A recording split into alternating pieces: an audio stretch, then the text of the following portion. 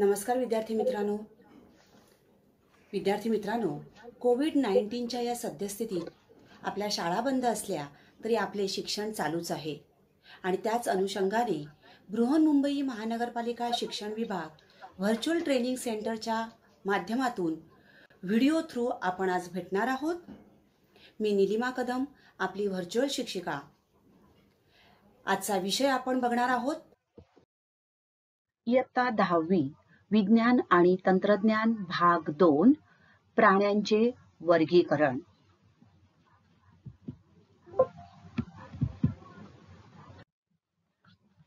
मागील व्हिडिओमध्ये आपण प्राणीसृष्टीचे वर्गीकरण असमपृष्ठरज्जू प्राणी व समपृष्ठरज्जू प्राणी यामध्ये केले जाते आणि त्यानुसार वर्गीकरणाचे विविध आधारभूत मुद्दे जे आहेत त्यांचा अभ्यास केलेला आहे. असमपृष्ठरज्जू प्राणी हे 10 संघांमध्ये विभागले गेलेले आहेत. आदिजीवी, प्रोटोझोआ, रंध्रीय, पोरिफेरा, सिलेंटरेटा किंवा निडारिया, चपटे कृमी, गोलकृमी, वलयी प्राणी, संधिपाद प्राणी, मृदुकाय प्राणी, कंटकचर्मी प्राणी आणि अर्धसमपृष्ठरज्जू प्राणी. या संघाची वैशिष्ट्य काय आहेत आणि त्या प्राणी संघामध्ये कोणकोणते प्राणी येतात, म्हणजे कोणकोणत्या प्रकारचे, त्यांची उदाहरणं कोणती आहेत, त्या वैशिष्ट्यांचा आज आपण अभ्यास करणार आहोत. पहिला आहे रंध्रीय प्राणी संघ, फायलम पोरिफेरा. हे एक साध्या प्रकारची शरीर रचना असलेले प्राणी असून त्यांना स्पंज असे म्हणतात. रंध्रीय प्राणी संघातील प्राण्यांना स्पंज असे म्हणतात. या प्राण्यांच्या शरीरावर असंख्य छिद्रे असतात आणि त्या छिद्रांना ऑस्टिया आणि ऑस्क्युला असे म्हणतात. या ठिकाणी तुम्हाला दिसतात बरीच छिद्र आहेत बघा अंगावर त्यांच्या, आणि या छिद्रांना ऑस्टिया आणि ऑस्क्युला असं म्हणतात. आता यांचं कार्य नेमकं कोणतं? हे जे ऑस्टिया जे आहेत ह्या ठिकाणी तुम्हाला दिसतंय बघा, ऑस्टियम एक असेल तर त्याला ऑस्टियम म्हणतात आणि अनेक तर ऑस्टिया. आणि ऑस्क्युला सिंगल एक असेल तर ऑस्क्युलम. या ऑस्क्युलम मधून पाणी बाहेर टाकलं जातं आणि ऑस्टियम मधून पाणी शरीरात घेतलं जातं. या ठिकाणी तुम्हाला दिसतंय बघा पोअर्स आहेत, छिद्र आहेत. आता हे प्राणी जे आहेत हे जलवासी प्राणी आहेत, म्हणजेच पाण्यात राहणारे हे प्राणी आहेत आणि बहुतेक जास्तीत जास्त यातील प्राणी हे समुद्रात असतात, तर काही प्राणी आपल्याला गोड्या पाण्यामध्ये सुद्धा आढळून येतात. आता समुद्रामध्ये असणारे हे स्पंज आहेत, पाण्यामध्ये राहणारे हे प्राणी आहेत आणि या प्राण्यांना they are animals not plants. आणि या प्राण्यांना हेड्स म्हणजे डोके, डोळे, पाय, स्नायू अशी वेगवेगळे जे अवयव आहेत हे अवयव यांना नसतात.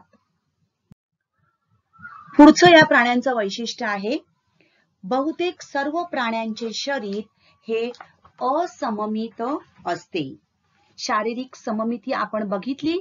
असममित म्हणजे काय, तर शरीर जर त्यांचं तुम्ही बघितलं तर असा कोणताही आपण अक्ष घेतला तर त्यातून छेद घेतला तर शरीर 2 समान भागामध्ये विभागले जाऊ शकेल असं आपल्याला अक्ष मिळणार नाही. म्हणजे शरीर 2 समान भागात विभागलं जाऊ शकत नाही. पुढचा मुद्दा आहे, या प्राण्यांच्या शरीरामध्ये वैशिष्ट्यपूर्ण अशा कॉलर पेशी असतात. त्यांच्या मदतीने हे प्राणी शरीरामध्ये पाण्याला प्रवाहित करतात. बघा या ठिकाणी तुम्हाला दिसतंय एनलार्जमेंट ऑफ कॉलर सेल, अशा या कॉलर पेशी आहेत. यांच्या सहाय्याने फ्लॅजेलम या ठिकाणी दिसते, ही कॉलर पेशी, ही अशी कॉलर या ठिकाणी तुम्हाला दिसते. हा भाग जो आहे हा कॉलर पेशिया आणि त्यांच्या मदतीने काय होतंय तर पाणी जे आहे हे पाणी शरीरामध्ये ओढून घेतलं जातं. हे बघा, independent beating of many flagella force water out of the large osculum and pull water in through the ostia. तर काय केलं जातं तर या ज्या ऑस्टिया नावाच्या छिद्राद्वारे हे पाणी शरीरामध्ये खेचून घेतलं जातं. दुसरं यांचं आणखीन एक प्राण्यांचं वैशिष्ट्य म्हणजे हे प्राणी स्थानबद्ध प्राणी असतात, म्हणजेच सेडेंटरी ॲनिमल्स. तर ह्या प्राण्यांचं प्रचलन होत नाही. हे प्राणी एखाद्या आधाराशी चिकटून राहतात आणि त्यामुळे त्यांचं प्रचलन होत नाही आणि म्हणूनच त्यांना स्थानबद्ध प्राणी असं म्हणतात. अशा प्रकारे एखाद्या आधाराला हे प्राणी चिकटून राहतात. पुढचं यांचं वैशिष्ट्य आहे यांच्या स्पंजासारख्या शरीरास कंटिकांचा किंवा शुकिकांचा किंवा स्पॉन्जिनच्या तंतूंचा आधार असतो. आता स्केलेटन म्हणजे त्यांचं शरीर जे आहे शरीर हे स्पिक्युल्स आणि स्पॉन्जिन यापासून बनलेलं असतं. स्पिक्युल्स म्हणजे कंटिका. तर कंटिका थोडक्यात काटेसारखे दिसत आहेत तुम्हाला या ठिकाणी या चित्रात दिसते बघा. तर हे कंटिका होत आणि या ज्या कंटिका आहेत या कंटिका कॅल्शियम कार्बोनेट किंवा सिलिकाच्या बनलेल्या असतात. तर काही स्पंजांचं शरीर हे स्पॉन्जिन सारख्या या तंतूंचं बनलेलं असतं. हे दिसते तुम्हाला, तंतूंचं हे शरीर बनलेलं असतं. तर हे स्पॉन्जिलिन जे आहेत हे कोलेजन प्रोटीन पासून तयार झालेले असतात. पुढचं वैशिष्ट्य आहे यांच्या शरीरात घेतल्या गेलेल्या पाण्यातील लहान सजीव व पोषक द्रव्यांचे ते भक्षण करतात. आता या ठिकाणी बघा, या ठिकाणी हे पाणी जे आहे हे ऑस्टिया मार्फत हे पाणी असं आत घेतलं जातं. पाणी आत घेतानाच स्पॉन्जेस आर फिल्टर फीडर्स. तर ही जी विशिष्ट अशी कॉलर सेल जी असते त्याच्या सहाय्याने ते पाणी जणू फिल्टर करतात आणि त्यामुळेच त्यांना खाणं म्हणजे इटिंग, ब्रीथिंग, एक्सक्रेशन ही जी सगळी त्यांची कार्य आहेत ती सगळी या ह्याच्याप्रमाणे चालतात. ही जे वैशिष्ट्यपूर्ण अशा पेशी आहेत त्यांच्या मार्फत चालतात. आता या ठिकाणी बघा, ऑस्टिया नावाच्या छिद्राद्वारे पाणी शरीरात घेतलं जातं. या ठिकाणी दिसते बघा, शरीरात घेत असताना त्याच्याबरोबर ही जी फूड पार्टिकल्स आहेत ती सुद्धा आत येतात. या ठिकाणी ही फूड व्हॅक्युअल आहे, रिक्तिका आहे. तर हे घेतलेलं जे अन्न आहे ते त्या फूड व्हॅक्युअल मध्ये जातं. Particles of food are drawn into the collar to became trap.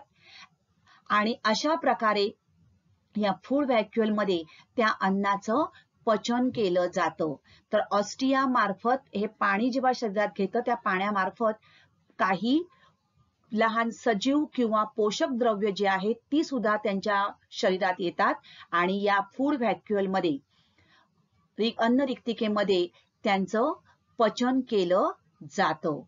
तर अशा प्रकारे ऑस्टिया नावाच्या छिद्राद्वारे पाणी शरीरात घेतलं जातं आणि ऑस्क्युला नावाच्या छिद्राद्वारे पुन्हा ते पाणी बाहेर सोडलं जातं. अशा प्रकारे हे आत आलंय आणि पुन्हा बाहेर टाकलं जातं. त्यांचे प्रजनन जे आहे ते मुकुलायन या अलैंगिक पद्धतीने किंवा लैंगिक पद्धतीने होते. बघा, असेक्शुअल रिप्रोडक्शन बडिंग मुकुलायन पद्धतीने होते. या ठिकाणी असा एक बघा तळाशी एक छोटासा हा मुकुल दिसतो तुम्हाला, वाढतो. हा मुकुल हळूहळू वाढतो आणि मोठा झाल्यानंतर तो मूळ पेशीपासून वेगळा होतो आणि नव्या कोणत्या तरी या आधाराला तो जॉईन होतो. तर अशा प्रकारे त्यांचं प्रजनन होतं. तर काही वेळेला त्यांचं प्रजनन पुनरुद्भवन क्षमता जी असते त्याच्या सहाय्याने या रिजनरेशन ऑफ स्पॉन्जेस अशा प्रकारे काही तुकड्यांमार्फत त्याच्यापासून सुद्धा नवीन स्पंज तयार होऊ शकतात. तर अशा प्रकारे त्यांचं प्रजनन होतं. या रंध्रीय प्राणी संघामध्ये असणारे विविध प्राणी कोणकोणते आहेत? तर बघा, सायकॉन, युस्पोंजिया म्हणजेच आंघोळीचा स्पंज, हायालोनिमा किंवा युप्लेक्टेला. तर हे काही विशेष या संघामध्ये येणारे प्राणी आहेत.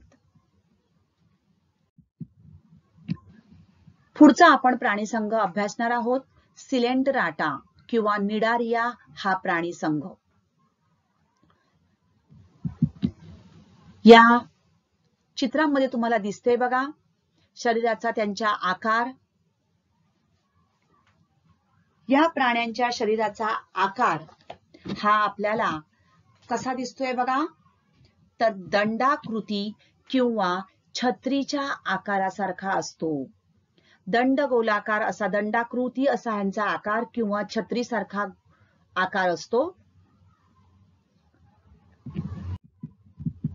दंडाकृती जर शरीर असेल तर त्याला बहुशुंडक असं म्हटलं जातं आणि छत्रीच्या आकाराचे शरीर असेल तर त्याला छत्रिक असे म्हणतात. हायड्रा तुम्ही बघितलं आता उदाहरण किंवा या ठिकाणी चित्रात तुम्हाला दिसते बघा, दंडाकृती शरीर आहे आणि या ठिकाणी ही शुंडक आहेत, याला म्हणतात बहुशुंडक, पॉलिप. आणि जर छत्रीच्या आकारासारखं असेल, या ठिकाणी ही शुंडक आहेत बघा आणि वरती ही छत्रीसारखी आहे, तर त्याला म्हणतात छत्रिक, मेडुसा असं म्हणतात. हे प्राणी बहुतांशी समुद्रामध्ये आढळतात. फारच मोजके प्राणी आपल्याला गोड्या पाण्यामध्ये आढळून येतात. या प्राण्यांच्या मुखाभोवती दंश पेशीयुक्त शुंडके असतात. या ठिकाणी दिसते तुम्हाला बघा, या शुंडकाचा उपयोग ते भक्ष्य पकडण्यासाठी करतात. तुम्हाला या ठिकाणी सी अॅनिमोन किंवा जेलीफिश दिसतोय बघा, कशा प्रकारे या शुंडकाच्या सहाय्याने ते आपलं भक्ष्य पकडत आहेत.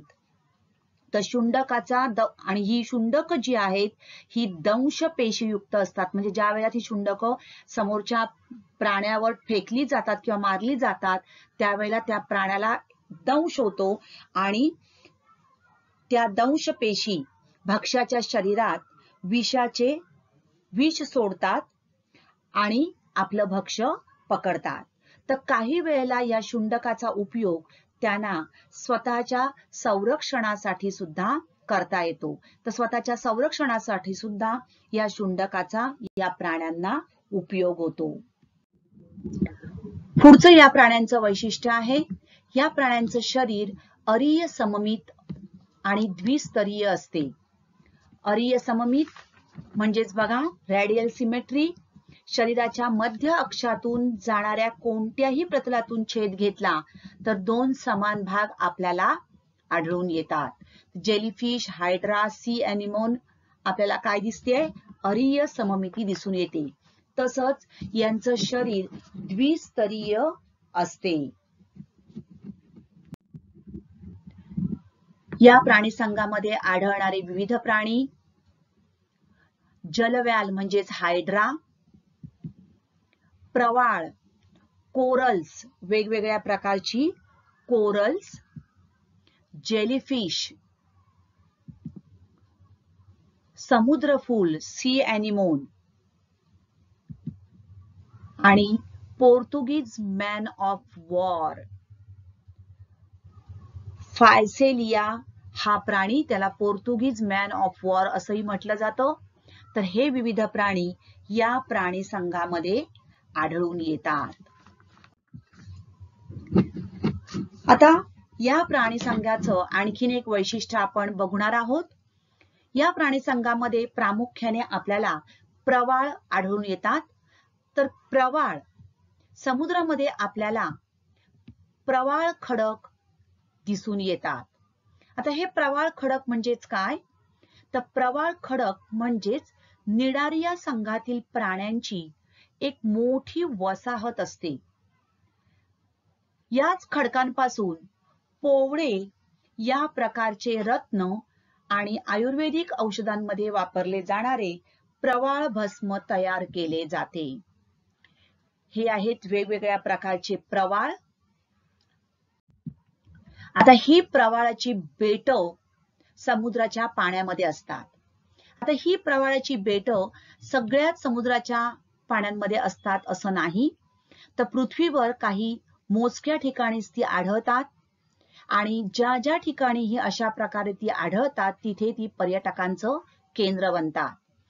आणि अशा ठिकाणी या प्रवाळाच्या खडकांचा जो समूह तयार होतो, असा सर्वात मोठा प्रवाळाच्या खडकांचा समूह हा ऑस्ट्रेलियाच्या समुद्रामध्ये आपल्याला आढळतो आणि त्यालाच द ग्रेट बॅरियर रीफ असे म्हणतात. या ठिकाणी तुम्हाला आकृतीत दाखवले बघा, हा ऑस्ट्रेलिया खंड आणि या ठिकाणी आपल्याला द ग्रेट बॅरियर रीफ हा प्रवाळांच्या खडकांचा जगातील सर्वात मोठा समूह या ठिकाणी आपल्याला आढळून येतो.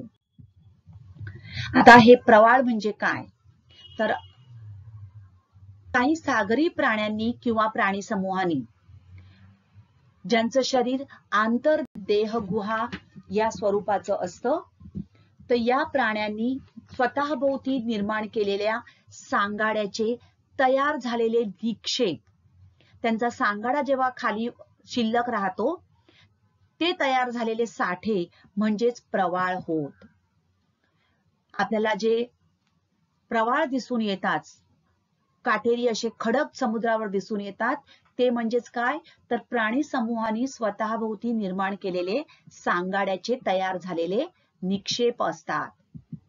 आता आपण बघितलं की बहुशुंडक सिलेंटेरेटा या प्राणी संघामध्ये आपल्याला बहुशुंडक प्रकारचे प्राणी आढळतात. त्यांचं बहुशुंडकांचं शरीर हे दंडाकृती असतं आणि ते पाण्यात एखाद्या आधाराला चिकटून असतात. तर हे प्राणी स्वतःचं संरक्षण होण्यासाठी स्वतःभोवती एखाद्या चषकासारखा किंवा कणा असलेला असा सांगाडा किंवा कंकाल निर्माण करतात. हा सांगाडा त्या प्राण्यांच्या बाह्य स्तरापासून स्त्रवला जातो आणि तो प्रामुख्याने कॅल्शियम कार्बोनेट युक्त असा असतो. समुद्र किनाऱ्यावर बऱ्याचदा आपल्याला अशा प्रकारचे बारीक दगड भोकं असं असलेले विविध रंगाचे किंवा पांढरे असे दगड आपल्याला सापडतात. तर हे दगड म्हणजेच हे प्रवाळ सांगाड्याचे तुकडे असतात. बहुतेक हे प्रवाळ मोठमोठ्या वसाहती करून असतात. काही काळानंतर प्राणी मरून जातात आणि प्राणी मरून गेल्यानंतर या प्राण्यांच्या जे वसाहतींचे सांगाडे जे आता शिल्लक, ते सांगाडे म्हणजेच हे प्रवाळ दगड होत आणि या प्रवाळ दगडांपासून पुढे प्रवाळ खडक तयार होतात आणि अशा प्रकारे एका पिढीनंतर दुसऱ्या पिढीची प्रवाळ त्या खडकांवर पुढची पिढी वसाहत बनवते आणि अशा प्रकारे कालांतराने अशी प्रवाळांची बेट किंवा प्रवाळ मंच तयार होतात. तर हे आहेत प्रवाळांचे वेगवेगळे प्रकार. त्यापैकी काही प्रवाळांची पूड, त्याच्यावर कॅल्शियम कार्बोनेट पासून हे बनलेले असतात, त्यामुळे कॅल्शियम कार्बोनेटचा स्रोत म्हणून आयुर्वेदिक औषधामध्ये यांचा वापर केला जातो. तर काही ठराविक गार्गोनिया, या ठिकाणी हे तुम्हाला दिसते बघा, गार्गोनिया सी फॅन कोरल समुद्रपंखा या प्रवाळामध्ये कॅल्शियम कार्बोनेट बरोबर गार्गोनिन नावाचं एक प्रथिन असतं आणि ते लाल पोवळे किंवा रक्त प्रवाळ म्हणून प्रसिद्ध आहे आणि त्याचा उपयोग अलंकार वगैरे करण्यासाठी केला जातो. तर पोवळे या प्रकारचे रत्न आणि आयुर्वेदिक औषधांमध्ये वापरले जाणारे प्रवाळ भस्म हे या प्रवाळांपासून तयार केले जातात. पुढचा संघ आहे चपट्या कृमींचा संघ. या प्राण्यांचे शरीर सडपातळ, पानासारखे किंवा पट्टीसारखे चपटे असते आणि म्हणूनच यांना चपटे कृमी असे म्हटले जाते. यामध्ये काही प्राणी हे स्वतंत्र असतात, उदाहरणार्थ प्लॅनेरिया, फ्री लिव्हिंग, तर काही अंतःपरजीवी असतात, उदाहरणार्थ टेपवर्म्स किंवा फ्ल्यूक्स. अंतःपरजीवी एंडोपॅरासाइट्स या प्रकारामध्ये हे प्राणी असतात. पुढचं यांचं वैशिष्ट्य आहे, या प्राण्यांमध्ये द्विपार्श्व सममिती आढळून येते. म्हणजेच आपण शरीराचं दोन भागामध्ये बरोबर विभाग होऊ शकतात. जर एक अक्ष आपण घेतला तर त्या अक्षातून दोन समान भाग होऊ शकतात. हे प्राणी त्रिस्तरी असतात, म्हणजेच यांच्यामध्ये आद्य स्तर, त्यानंतर अंतर्जन स्तर आणि मध्य स्तर हे तिन्ही स्तर आपल्याला आढळून येतात. हे जे प्राणी आहेत हे उभयलिंगी असतात, म्हणजेच एकाच प्राण्याच्या शरीरात नर आणि मादी या दोन्ही प्रजनन संस्था असतात. या प्राणी संघातील प्राण्यांची उदाहरणं आपण बघणार आहोत. प्लॅनेरिया हा प्राणी, त्यानंतर लिव्हर फ्ल्यूक आणि टेपवर्म्स म्हणजेच पट्टकृमी. हे जे प्राणी आहेत हे चपट्या कृमी संघामध्ये येणारे प्राणी आहेत. अरीय सममिती म्हणजे काय? बघा, शरीराच्या बरोबर मध्य अक्षातून जाणाऱ्या कोणत्याही प्रतलातून छेद घेतल्यास ज्यावेळी दोन समान भाग पडतात त्याला अरीय सममिती असे म्हणतात. रंध्रीय प्राणीसंघातील प्राण्यांच्या कंटिका कशापासून बनलेल्या असतात? तर रंध्रीय प्राणीसंघातील प्राण्यांच्या कंटिका या कॅल्शियम कार्बोनेट किंवा सिलिकाच्या बनलेल्या असतात. अशा प्रकारचे प्रश्न आपल्याला यावर येऊ शकतात. निडारिया प्राणीसंघातील प्राण्यांच्या शरीरातील निरनिराळे आकार कोणते? आपण प्राणीसंघ निडारिया बघितला. दोन वेगवेगळ्या आकाराचे प्राणी आपल्याला यामध्ये आढळतात. तर पहिला आहे दंडाकृती शरीर आणि छत्रीच्या आकाराचे शरीर. मग निडारिया प्राणीसंघातील प्राण्यांचे शरीर दंडाकृती असेल तर त्यांना बहुशुंडक असे म्हणतात आणि छत्रीच्या आकाराचे शरीर असेल तर अशा प्राण्यांना छत्रीक असे म्हणतात. रंध्रीय प्राण्यांच्या शरीरातील ऑस्टिया आणि ऑस्क्युला यांचे कार्य कोणते? तर ऑस्टिया नावाची जी छिद्र असतात, रंध्रीय प्राण्यांच्या शरीरावर जी छिद्र असतात त्या छिद्रांना ऑस्टिया आणि ऑस्क्युला असं म्हणतात. तर ऑस्टिया नावाच्या छिद्राद्वारे पाणी शरीरात घेतले जाते आणि त्यातूनच काही पोषक द्रव्य सुद्धा शरीरात येतात आणि ऑस्क्युला नावाच्या छिद्राद्वारे पाणी बाहेर सोडले जाते. पुढचा प्रकार आहे प्रत्येक प्राण्याची लक्षणे वर्गीकरणाच्या आधारे लिहा. तुम्हाला एखादं उदाहरण, एक प्राण्याचं नाव दिलं जाईल, तो प्राणी कोणत्या संघामध्ये येतो, त्याचं वर्गीकरण कशा प्रकारे केलं जातं ते तुम्हाला लिहायचं आहे आणि त्या प्राण्याची लक्षणं थोडक्यात लिहायची आहेत. वर्गीकरण कसं लिहायचं बघा. सृष्टी, पहिलं येणार सृष्टी, प्राणी, विभाग, असमपृष्ठरज्जू, संघ, जेलीफिश हा प्राणी सिलेंडराटा या संघामध्ये येतो, त्यामुळे संघ लिहिणार आपण सिलेंडराटा किंवा निडारिया. आता यांची लक्षणं आपल्याला लिहायची आहेत. तर जेलीफिश किंवा सिलेंडराटा या संघाची लक्षणं. पहिलं लक्षण त्यांचा आकार. बघा, जेलीफिशचा आकार कसा आहे तर छत्रीच्या आकाराचा पेशीभित्तिका नसलेला प्राणी. दुसरं लक्षण उतीस्तर शरीर संघटन आढळून येतं. तिसरं लक्षण आहे अरीय सममित शरीर. आणि द्विस्तरीय देहगुहाहीन शरीर ही झाली या प्राण्याची लक्षणे. म्हणजे वर्गीकरण आणि त्याची लक्षणं लिहावी लागतील. पुढचा प्राणी आहे प्लॅनेरिया. याचं वर्गीकरण सृष्टी प्राणी, विभाग असमपृष्ठरज्जू, संघ चपटे कृमी. लक्षणे, पहिलं लक्षण आहे सडपातळ किंवा पट्टीसारखे चपटे शरीर. दुसरं लक्षण द्विपार्श्व सममित शरीर. प्लॅनेरियामध्ये बघा द्विपार्श्व सममित शरीर. त्रिस्तरीय देहगुहाहीन शरीर. आणि चौथं यांचं लक्षण आहे उभयलिंगी प्राणी. तर अशा प्रकारे आपल्याला त्या प्राण्याची लक्षणे आणि वर्गीकरण लिहायचं आहे. पुढचा प्रकारचा प्रश्न बघा, आकृती काढून नावे द्या व वर्गीकरण लिहा. आपल्याला आकृती सांगितली आहे काढायला हायड्रा. हायड्रा ही आकृती आपल्याला काढायची आहे आणि त्याचं वर्गीकरण लिहायचं आहे. आकृती तुम्ही काढून बघ, तिचा सराव करा. तिला नावं देणं अत्यंत आवश्यक आहे. बघा, मुख पुस्तकामध्ये आकृती आहे, तुम्ही त्याचा जरूर सराव करा. ही आहेत शुंडके. हायड्रा या प्राण्याला शुंडके असतात, ज्याचा त्याला संरक्षणासाठी किंवा भक्ष्य पकडण्यासाठी उपयोग होतो. हे आहे वृषण, अंडाशय आणि नवजात मुकुल. तर अशा प्रकारे कमीत कमी तुम्हाला एवढी आकृतीला नावं देता आली पाहिजेत. आकृतीला नावं देताना योग्य प्रकारे बाणाच्या खुणा करा.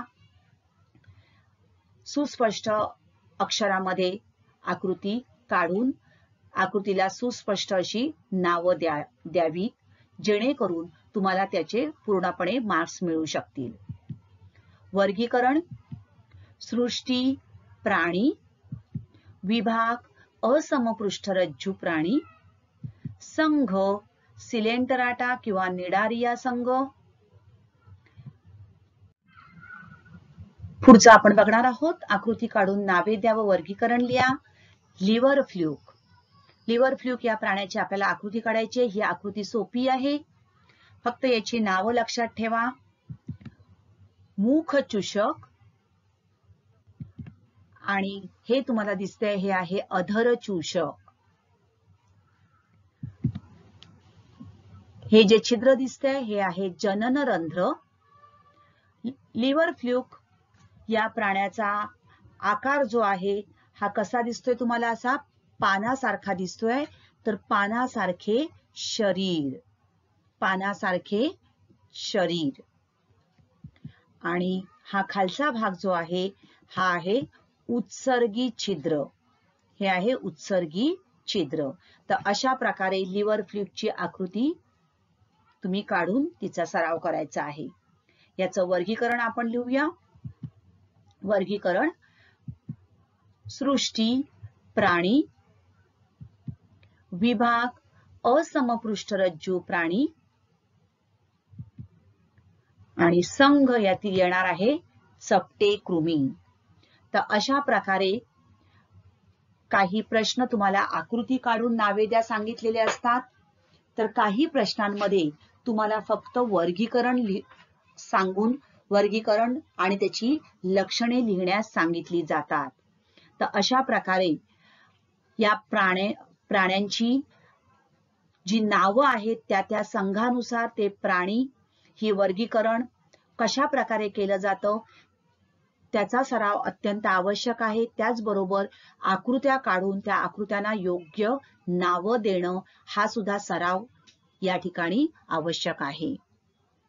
पुढच्या भागामध्ये आपण इतर प्राणी संघ जे आहेत त्यांचा अभ्यास करणार आहोत. आता आपण इथेच थांबूया. इतर जे संघ आहेत, आज आपण रंध्रीय प्राणी संघ, सिलेंटरेटा प्राणी संघ आणि चपट्या कृमींचा संघ या 3 संघांविषयी माहिती घेतली. इतर संघांविषयी माहिती व त्या संबंधित प्रश्न जे आहेत ते पुढच्या भागामध्ये पुढच्या व्हिडिओमध्ये आपण अभ्यासणार आहोत. आता आपण इथेच थांबणार आहोत. व्हिडिओ आवडला असेल तर जरूर सबस्क्राईब करा. थँक्यू. तर विद्यार्थी मित्रांनो, आता आपण इथेच थांबणार आहोत. अशाच काही सुंदर सुंदर व्हिडिओ सहित पुन्हा भेटणार आहोत पुढच्या भागात. तोपर्यंत थँक्यू. घरी राहा, सुरक्षित राहा.